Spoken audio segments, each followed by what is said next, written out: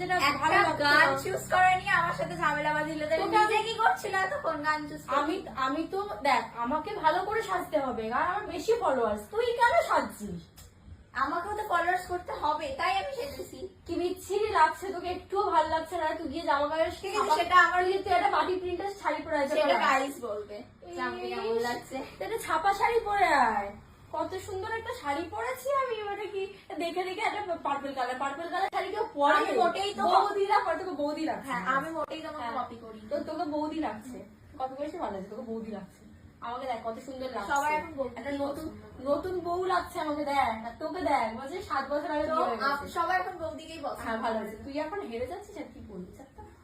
তুই আমি গানটা চুজ করছিস কি? তাহলে তুমি এতক্ষণ কি করছিলে? আমি তো চুজই করছিলাম। আমি ভালো ভালো ভোজপুরি গান চুজ কর। আমি 5 থেকে 10 মিনিট ধরে চুজ করেই যাচ্ছি, কিন্তু আমি পাচ্ছি না। এই তোরা দুজনে সারা জীবনের ঝগড়া তোরা